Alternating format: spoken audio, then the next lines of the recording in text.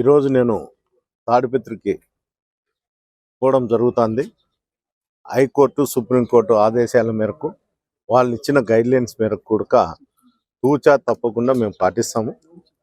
నేను కూడా ఎస్పీ గారికి కూడా చెప్పడం జరిగింది. ఆయన కూడా మీరు మాకు లాండ్ ఆర్డర్ ప్రాబ్లం క్రియేట్ చేయకోకుండా చూడండి అని చెప్పడం కూడా జరిగింది. ఖచ్చితంగా కూడా మేము పోలీస్ అధికారులకు ఖచ్చితంగా సహకరిస్తాము. నేనే కాదు, మా కార్యకర్తలు, నాయకులు, మా పార్టీ సింపథైజర్లు అందరూ కూడా పోలీస్ అధికారులకు సహకరిస్తారు. ఎక్కడ కూడా తాడిపత్రి కాన్స్టిట్యున్సీలో చిన్న అవాంఛనీయ సంఘటన మా పార్టీ నాయకులు ఎవరు కూడా చేయరు. దీనికి పూర్తి బాధ్యత కూడా మేము తీసుకుంటాము.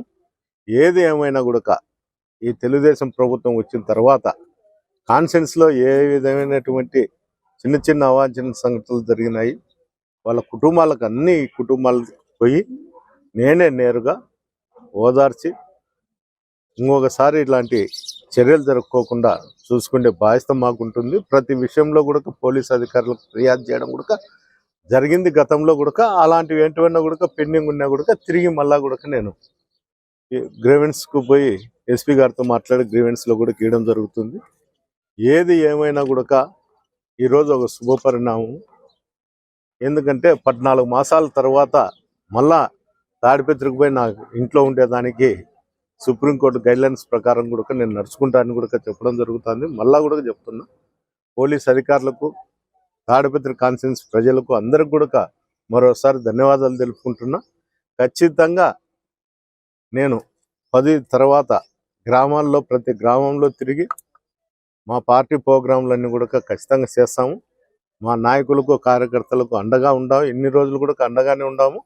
మళ్ళా కూడా భరోసా ఇస్తున్నాము.